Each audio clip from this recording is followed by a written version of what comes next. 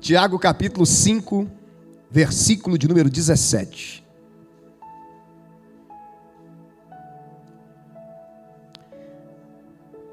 Tiago está depois de Hebreus. Toda vez que eu leio Hebreus, eu lembro do pastor Ricardo nas aulas de seminário falando que era a carta mais difícil de encontrar. Lembra, pastor Ricardo? Tiago capítulo 5, versículo 17, quem achou diz amém. Elias era um homem sujeito às mesmas paixões que nós, e ele orou fervorosamente pedindo que não chovesse, e não choveu sobre a terra, por um espaço de 3 anos e 6 meses. E ele orou outra vez, e o céu deu chuva, e a terra produziu o seu fruto. Mais uma vez eu vou ler. Elias era um homem sujeito às mesmas paixões que nós, e ele orou fervorosamente pedindo que não chovesse, e não choveu sobre a terra por um espaço de 3 anos e 6 meses. E ele orou outra vez, e o céu deu a chuva, e a terra produziu o seu fruto. Pode se assentar no seu lugar.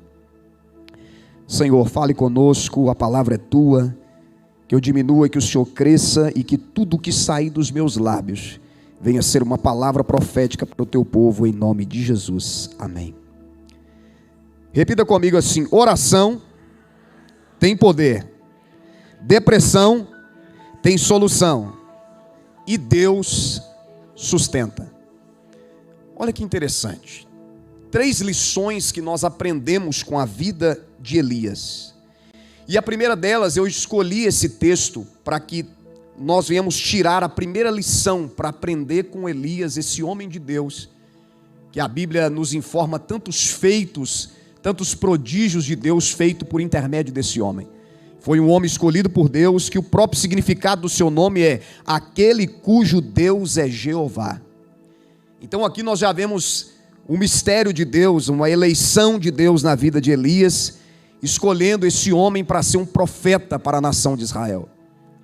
E a Bíblia vai narrar, o texto que nós lemos, vai revelar uma das características de Elias, que era uma característica de oração. Elias era um homem de oração. E é interessante que o texto que nós lemos vai dizer que Elias era um homem sujeito às mesmas paixões do que nós. Só que, pelo fato de Elias ser um homem sujeito às mesmas paixões que nós, Elias tinha um diferencial, e que nós precisamos aprender com esse homem de Deus a praticar aquilo que ele fez, e foi uma vida de oração. Elias era um homem que ele tinha as mesmas paixões do que nós.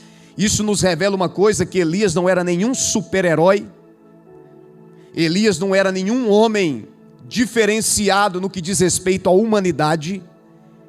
Elias era um homem com a sensibilidade de qualquer um dos seres humanos, comparado a mim e a você pelo apóstolo. Elias era igualzinho a mim e a você, sujeito às mesmas paixões, mas Elias tinha vida de oração. Repita comigo: vida de oração é o poder de Deus para a minha vida. Irmãos, nós aprendemos com Elias a paixão pelo lugar secreto, a paixão pela vida de oração. E não existe você ter uma vida de sucesso espiritual se você não tiver uma vida de oração. A vida de oração precisa ser para nós um estilo de vida diário. Ela precisa ser aquele momento, é igual John Bunyan escreve. Ele escreve uma de suas frases dizendo: aquele que foge de Deus pela manhã, dificilmente o encontrará durante o dia.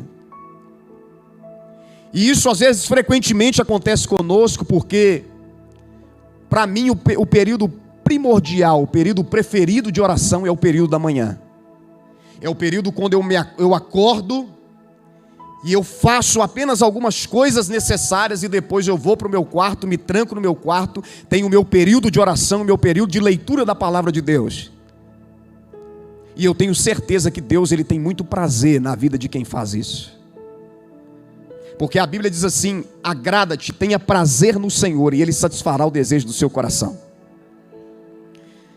Então a vida de oração, vou falar igual minha pastora, a vida de oração é muito chique. Porque Deus ama quem prioriza tempo com Ele. Deus ama quem separa tempo, quem para tudo, para passar momentos, minutos, horas, quem sabe dias, na presença de Deus. Então, a gente já escutou tanto sobre o TSD, né? Só que nós precisamos tornar isso uma realidade da nossa vida. E mesmo quando você não tem vontade de estar lá, você precisa estar. Porque mesmo que você esteja calado no seu momento de oração, a minha Bíblia diz assim que o Espírito de Deus intercede por nós com gemidos inexprimíveis. A Bíblia está revelando que quando eu não consigo expressar, o Espírito de Deus traduz o que está dentro de mim e leva diante de Deus. Vida de oração. E quando nós adquirimos isso para a nossa vida, o cuidado de Deus, ele é tão especial com a nossa vida. Deus, ele cuida nos mínimos detalhes. Quem aqui gosta de piqui? Achei que era só eu. Inclusive hoje no almoço eu comi. Teve um dia que eu estava dentro da minha casa e eu falei com minha mãe assim: mãe, me deu uma vontade de comer piqui. Principalmente se for com pescoço peru. Com frango caipira também vai. Também. E eu falei com minha mãe, não foi num sábado de manhã, minha mãe estava preparando o almoço, falei: mãe, mas que vontade que me deu de comer piqui. E a minha mãe falou assim: não, mas o piqui acabou, não tem mais nada na geladeira. E aí, eu fui, falei, não, fui lá e saí no portão da minha casa. Quando eu abri o portão, um vizinho meu abriu o portão de frente para mim, e ele saiu com um saco bem grande assim, lá de dentro da casa. E ele falou comigo assim: Diogo, me ajuda a levar isso lá na beira do rio para me jogar fora. Eu pensei até que era um animal, né? Geralmente, né? Lugar onde é que tem, né? Principalmente Santa Luzia, né? E aí eu fui ajudar ele. Quando eu peguei no saco assim, fui levando com ele. Na hora que a gente chegou na beira da cerca, na hora que a gente colocou o saco no chão, veio aquele vapor. E na hora que veio o vapor, veio aquele cheiro de piqui. E eu falei assim: rapaz, o que é isso aí que está aí dentro? Ele falou: casca de piqui. Você gosta? Eu falei: gosto. Sou apaixonado. E aí a gente foi, jogou as cascas fora e depois voltamos e falou: pera aí um pouquinho. Ele entrou dentro da casa dele, pegou um pacotinho lotado de piqui e deu na minha mão. Eu entrei no portão da minha casa, cheguei, minha mãe estava lá na cozinha, eu coloquei na pedra da cozinha, se aquela pedra quando colocar vasilha para, né? Coloquei assim, minha mãe olhou para mim e falou assim: eu não estou acreditando nisso. Falei assim: ó, eu desejei sair no portão, Deus me deu. Irmãos, é nas coisas simples que Deus cuida de quem tem vida de oração. Isso não é um mérito nosso, porque é o próprio Deus que te induz a orar. Porque a Bíblia vai dizer que o próprio Deus levou Elias a orar para que o céu fechasse. E depois foi o próprio Deus que induziu Elias a orar para que o céu se abrisse. Então, quando vem um desejo na sua vida, durante o dia tem um desejo, você tem um desejo de orar, você deve entender uma coisa: o Espírito de Deus está te chamando para o secreto. Quando brota esse desejo do nada, se for possível, pelo amor de Deus, para tudo o que você está fazendo, entra num banheiro, dentro do carro, onde você estiver, e separa o seu tempo de oração com Deus, porque é Deus, é o Espírito Santo que está chamando você para um relacionamento com Ele. Quem está me entendendo, diga amém. Então o chamado de Deus é como Jesus diz em Apocalipse: eis que estou à porta e bato. Se alguém ouvir a minha voz, abrir a porta, eu entrarei em sua casa, cearei com ele e ele comigo. Esse texto está revelando intimidade de Jesus com o seu povo. Então quando vem em mim, em você, o desejo de orar, é porque Jesus está batendo a porta. E Ele está para entrar, sentar na mesa e cear com você. E sentar na mesa para o judeu é sinal de pacto, de aliança. Por isso que Jesus nos chama para sentar à mesa com Ele. Quem está me entendendo, diga amém. Então, primeiro ponto: a oração tem poder. Um chamado de Deus para nós essa noite: Pastor, eu não consigo separar um tempo de oração com Deus. Eu quero profetizar sobre a sua vida que a partir de hoje essa mudança vai acontecer. E isso depende de você. Porque orar nem sempre vai requerer de nós desejo. Mas orar muitas vezes na nossa vida vai requerer de nós obediência. Porque a fé não precisa sentir, a fé só precisa saber. É o que Hebreus disse. Que a fé é o firme fundamento das coisas que não se vê, mas se espera. Tem pessoas que vêm para o culto e às vezes falam, não senti nada no culto hoje. Mas você não vem no culto para sentir nada. Você vem no culto apenas para saber que Deus está aqui. E você não precisa de sentir algo para você entender que Deus está aqui. Você não precisa de sentir um arrepio, vontade de chorar, não. Talvez você não sentiu nada, mas você vai sair daqui transformado, porque esse lugar é um lugar de transformação. Você pode perceber que quando Jacó, ele passa por Betel, e a Bíblia diz assim que ele deita numa pedra. A Bíblia vai dizer que ele tem uma visão de anjos de Deus descendo e subindo em uma escada ligada no céu.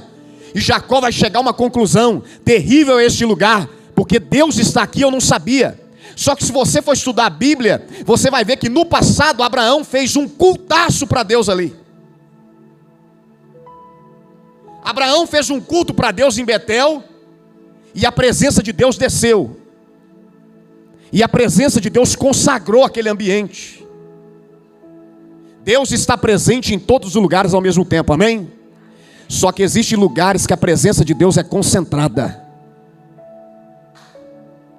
Quando Jacó passa onde o seu antepassado buscou a presença de Deus, ele sentiu a atmosfera diferente. Quando eu visitei a primeira vez a igreja evangélica quadrangular do bairro Serra Verde, todo arrebentado na minha vida, eu não entendi nada do que foi pregado, mas eu entendi que Deus estava ali.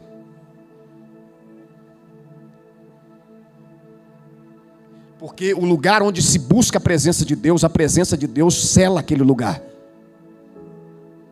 Quem aqui gosta de estar na igreja? Já percebeu que tem momento que você entra aqui e sai, você já sai diferente?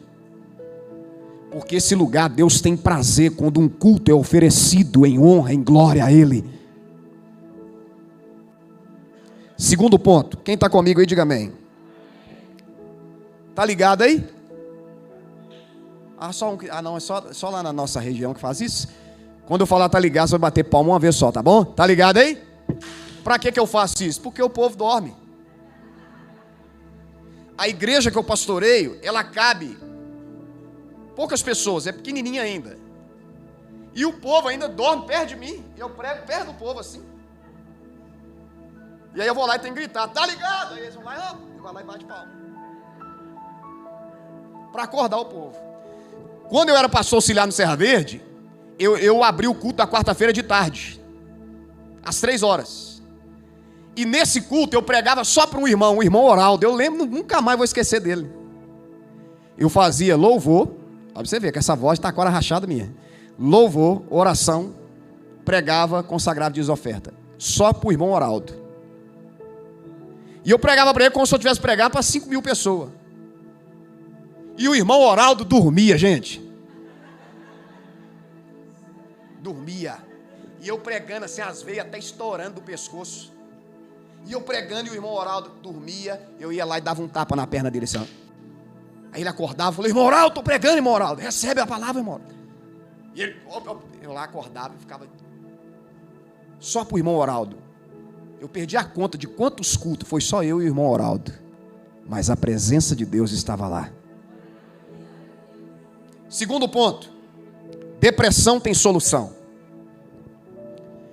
Elias, por profetizar e pregar aquilo que Deus mandou ele dizer, ele sofreu uma terrível perseguição de uma mulher chamada Jezabel. O cão chupando manga. Jezabel levantou-se e falou assim, eu vou matar Elias. Simplesmente pelo fato de que Deus mandou Elias orar e profetizar de que o céu ficaria fechado durante 3 anos e 6 meses. Que não ia cair chuva sobre a terra. Por causa disso, Elias enfrentou um dos piores momentos da sua vida.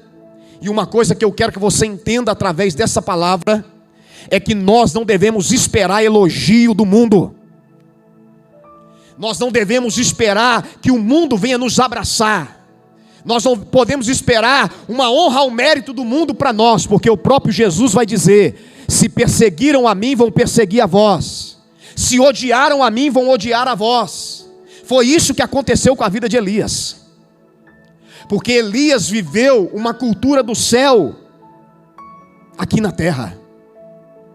E quem está disposto a viver o que o céu manda aqui na terra, o desejo do mundo é cuspir o crente da atmosfera da terra. Jesus vai dizer: o mundo vos odeia porque primeiro odiou a mim. Então não tem como eu esperar elogio do mundo. Porque a minha vida, a sua vida com Deus, ela vai na total contramão do que o sistema mundial prega. Nós vivemos baseado naquilo que está escrito e não naquilo que as pessoas acham. Elias enfrentou uma perseguição violenta sobre a vida dele, porque ele obedeceu à voz de Deus. E a Bíblia vai dizer que Elias, ele se refugia, ele se esconde. E a Bíblia vai dizer que Elias teve sinais de depressão. E aqui eu quero que você entenda outra coisa. Infelizmente, muitas pessoas, por ver uma pessoa, principalmente um cristão, que está passando por um período de depressão, vai dizer que é falta de oração, vai dizer que é falta de jejum, vai dizer que é ausência de Deus, e tem uns que vai dizer que é até demônio.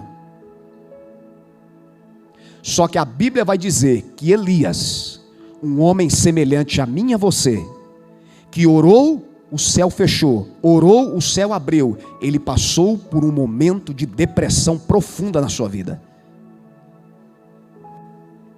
Aqui é o que John Piper chama de alegria fragmentada, que ele escreve no seu livro Por Quando a Escuridão Não Passa, justamente sobre isso.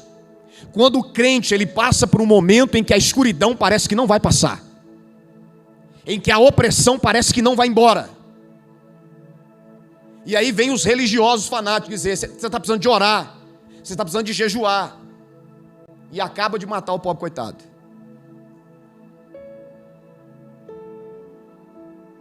Elias estava passando o pior momento da vida dele, ao ponto de pedir para Deus a morte, de deitar e pedir para Deus: Deus me leva, eu não estou aguentando mais viver aqui. Por que alegria fragmentada? Porque nós precisamos entender que a alegria que nós vivemos na terra é uma alegria fragmentada. O que é isso? São fagulhas de alegria. Nós não fomos chamados para viver uma alegria plena na terra. Nós não fomos chamados por Deus, infelizmente,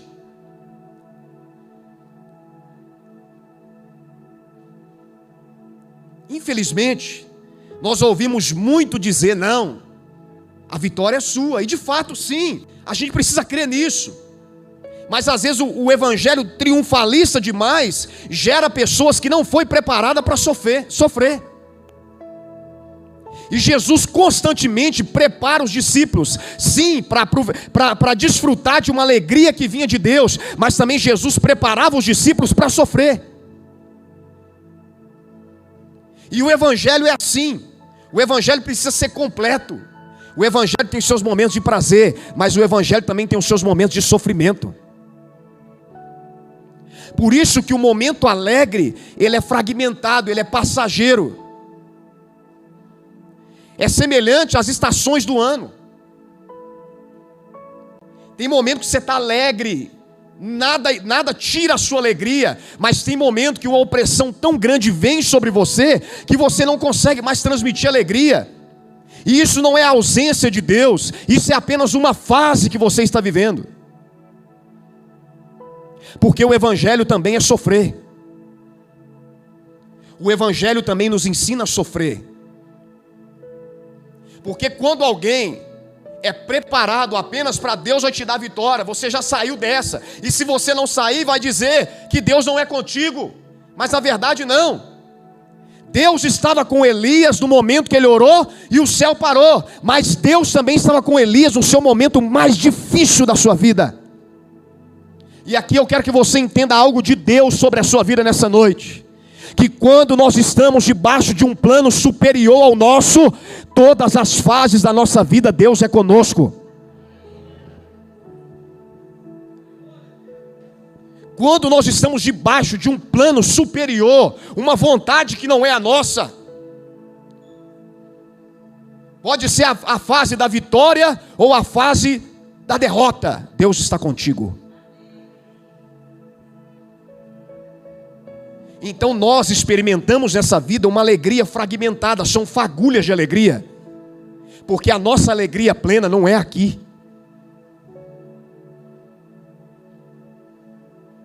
Quem aqui já sentiu tanta alegria em Deus ao ponto de chorar de alegria? Levanta a mão. É gostoso demais, não é? Dá vontade de não acabar nunca. Você já viu aquele dia que você acorda alegre sem motivo nenhum? Mas você sabe no fundo do seu coração que é Jesus que colocou aquilo ali? Quem já acordou assim? Aquele dia que você acorda e fala assim: ninguém me segura hoje. Eu estou alegre, eu estou feliz. Quem já passou por isso? Aquela alegria que vem dentro de você e você não sabe explicar porque aconteceu. Você está alegre. Isso são fagulhas, fragmentos que Deus Ele coloca dentro de nós. Mas por que esse momento acaba? Porque a alegria plena não é aqui. É como se Deus estivesse instigando a minha vida e a sua vida a se apaixonar pela eternidade. Porque a Bíblia vai dizer em Apocalipse que lá não haverá choro. Jesus disse certa vez que no mundo tereis. A palavra aflição do grego é a mesma palavra usada para quando se prensava a azeitona e para quando pisoteava as uvas. Elias estava passando por um momento de ser prensado por Deus.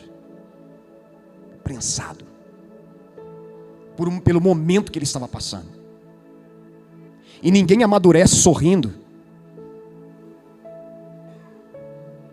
Elias estava sendo prensado por aquele momento por causa da perseguição de uma mulher que queria matar ele. E o que aconteceu?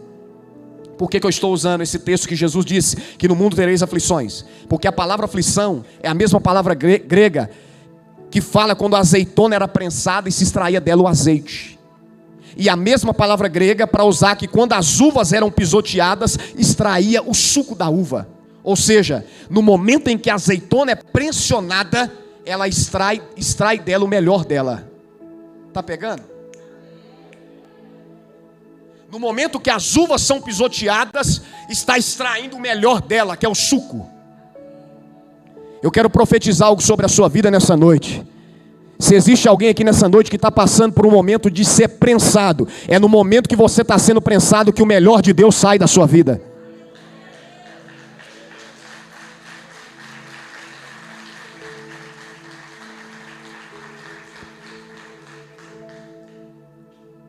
Porque foi no momento que Elias estava sendo prensado que a Bíblia vai dizer que Deus manda um anjo para Elias. E o anjo leva pão e água. Elias, come e bebe. Fico imaginando Elias olhando para a cara do anjo. Comeu, bebeu e voltou a dormir. A depressão estava tão violenta na vida dele que o anjo teve que ir a segunda vez. Cutucou ele e disse assim: Elias, come e bebe. Só que o anjo falou uma coisa a mais. Porque assim diz o Senhor: a sua jornada não acaba aqui. Aí a Bíblia diz assim que Elias comeu o pão, bebeu da água e ele teve força para caminhar 40 dias e 40 noites. E esse pão aqui já aponta para Jesus, o pão vivo que desceu do céu. E essa água já aponta para Jesus também, a água da vida, que ele declarou em João capítulo de número 7, dizendo: quem tem sede vem a mim e beba, porque aquele que crê em mim, do seu interior fluirá rios de água viva. Sabe o que a Bíblia está nos revelando? A Bíblia está nos revelando que quando eu creio em Jesus, forma dentro de mim uma fonte de água. Elias, ao comer o pão, simbolizando Jesus, e a beber a água, também apontando para Cristo, Elias estava recebendo de Deus uma força sobrenatural e não humana. Porque nunca, jamais um homem comer um pão e beber um pouco de água teria a capacidade de caminhar 40 dias e 40 noites. Somente um poder sobrenatural de Deus poderia acontecer para que Elias conseguisse isso. E a palavra que eu quero ministrar na sua vida é: somente Jesus vai te dar força para caminhar. A Bíblia vai dizer que das feridas de Jesus nasceu poder para curar. Isaías 53, porque das suas feridas nós fomos. Então, às vezes, no momento que você está passando o pior momento da sua vida, da sua ferida Deus vai usar, vai fazer com que da sua ferida venha sair poder para curar pessoas em nome de Jesus. Porque uma coisa é você viver prensado fora de Jesus, outra coisa é você viver prensado em Jesus. Porque quem está vivendo prensado em Jesus, do seu interior ainda continua a brotar a água da vida. Porque por onde essa água passar, por onde essa água tocar, vidas serão transformadas, pessoas ressuscitarão. Foi o que aconteceu com o discípulo de Elias, Eliseu. O menino morreu, mandou colocar o cajado na cabeça, no corpo do menino. Geazi colocou, não aconteceu nada. Elias entendeu que a vida não estava no cajado, mas a vida estava nele. E aí ele deitou sobre o menino ressuscitou. E aqui eu quero que você entenda outra verdade espiritual: a vida não está fora de você, a vida está dentro. A vida flui de dentro de você. E no momento que Elias viveu o seu maior período de ser pressionado, a Bíblia diz assim que por um alimento vindo de Deus, ele caminhou 40 dias e 40 noites. E Deus deu uma ordem para ele: tem 3 pessoas para você ungir: Jeú, Azael e Eliseu como profeta no seu lugar. Jeú como rei de Israel, Azael como rei da Síria e Eliseu como profeta em seu lugar. Está pegando? No momento em que Elias estava sendo pressionado, ainda restava unção para 3 pessoas: um rei de Israel, um rei da Síria e um profeta no lugar dele. Está entendendo a revelação de Deus para a sua vida? A minha Bíblia está dizendo que Elias era um homem igual eu, igual a você. E no momento que ele estava sendo prensado, ainda restava unção para mais 3 pessoas. E aqui eu quero que você entenda: não reclame se você está passando o momento que você está sendo prensado, porque no momento que você está sendo prensado em Jesus, é o momento que vai fluir algo poderoso da sua vida. E tudo que acontecer através da sua vida é para fazer com que o nome de Jesus venha a ser famoso. Uma frase que eu carrego comigo, que eu nunca mais vou esquecer, dos Arrais, que diz que o meu nome morra com o meu corpo, mas que o de Cristo permaneça em tudo. O único legado que eu quero deixar nessa vida é o nome de Jesus. Elias ungiu 3 pessoas. E em toda essa situação que Elias viveu, a Bíblia diz assim que em todas as coisas Deus sustentou Elias. Deus usou corvo, que é um animal carnívoro, para dar carne e pão para Elias. Deus usou um ribeiro para dar água para Elias. E quando a fonte secou, Deus mandou Elias para um outro lugar, onde existia uma viúva que catava gravetos e esperava a morte. E Elias pode ter sido surpreso por Deus. Talvez ele pensou que ele fosse ser deixado em um lugar de prosperidade, e quando ele chega, ele vê uma mulher carregando gravetos. Só que a minha Bíblia diz assim que Deus, ele é poderoso para fazer do pouco muito. E Elias foi sustentado por Deus de todas as formas. Eu quero encorajar você. É o ano da coragem, né? É isso mesmo? Nova história. Eu quero encorajar você nessa noite a viver completamente debaixo da vontade superior à sua. Eu quero encorajar você nessa noite a viver debaixo de um propósito de Deus. Porque ainda que o seu pai e a sua mãe te abandonam, Deus o acolherá. Ainda que as circunstâncias parecem que não vai dar certo, e parece que não vai vir o sustento de Deus, Deus ele te sustentará. Mas tenha prazer em Deus, tenha prazer em ter vida com Deus, tenha prazer em passar mesmo os momentos de ser prensado em Deus, e Deus satisfará o desejo do seu coração. Fica de pé no seu lugar.